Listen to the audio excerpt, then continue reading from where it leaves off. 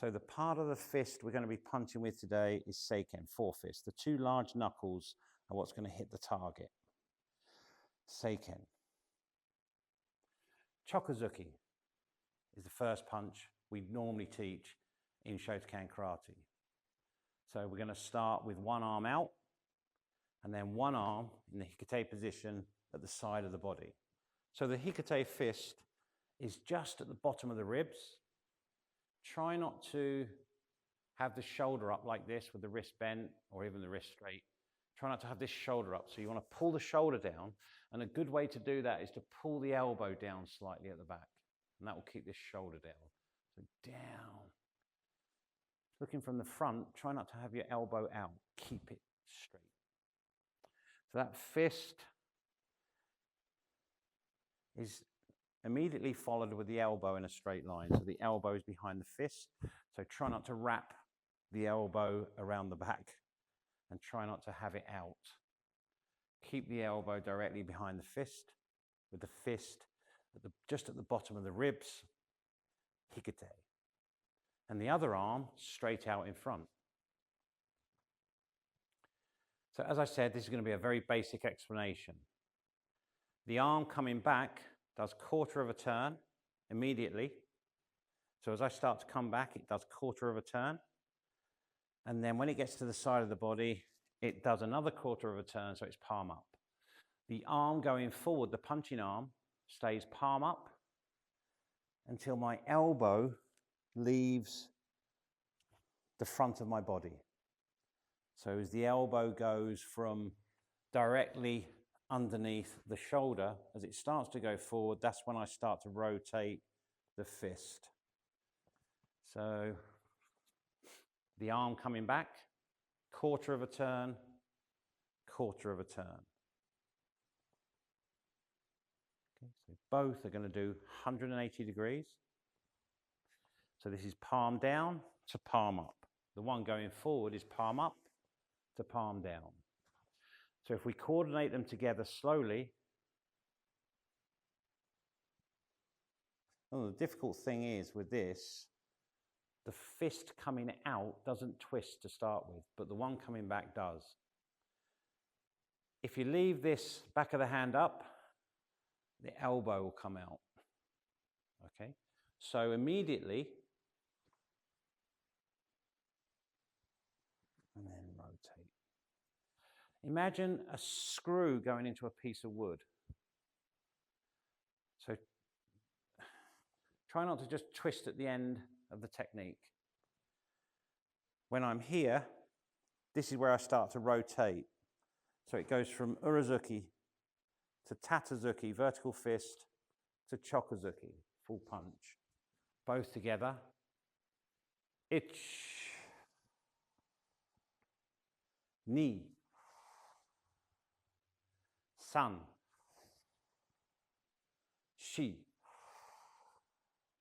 Now some dojo teach punching straight in line with the shoulder.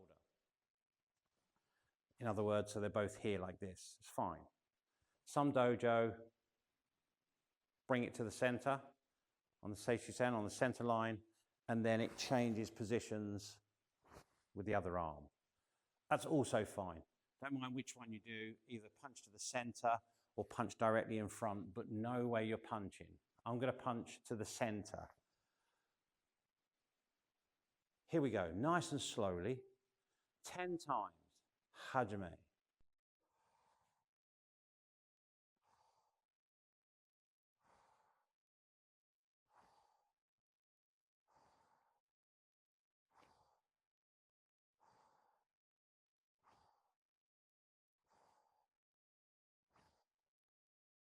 Now, when we breathe, we normally breathe out just naturally as we punch. Try not to force it, so it's not. Just breathe naturally and silently. Breathe out on the punch, and I'm going to breathe in and then out. As I said, I'm not going to talk about the legs and hips and body. We're just going to do the technique. So please refer to the more advanced tutorial for this technique. But what we're going to do now because I want you to have a little bit of a workout, not too bad, but do a little bit of repetition is very important. So I just want you to do 20 techniques, easy. Hajime, begin.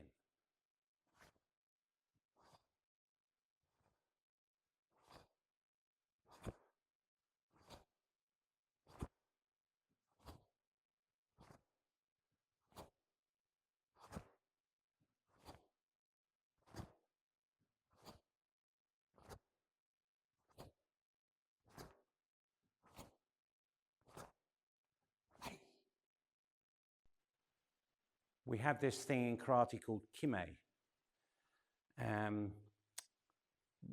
How we practice kime is different depending on the grade and the experience of the karateka. But to start with, what you want to try and do is just tighten the muscles at the end of the technique for a split second. Imagine a boxer hitting a heavy bag. As the boxer comes in and hits the bag, as he makes impact with the bag, the whole body tightens for that split second. That's why boxers are so fit, incredibly fit, because if they do bag work, every time they hit that bag, their whole body tightens. The muscles tighten as they hit just for that split second. So we're going to do the same, but in the air, which is really difficult. And one of the common mistakes is to hold the tension too long. So people punch,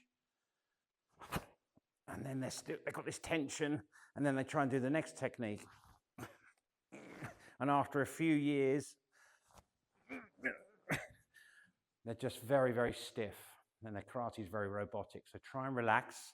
So be conscious that at the end of the technique, everything's relaxed. So there's no tension. No tension. Relax. Okay. So relaxed movement is so important.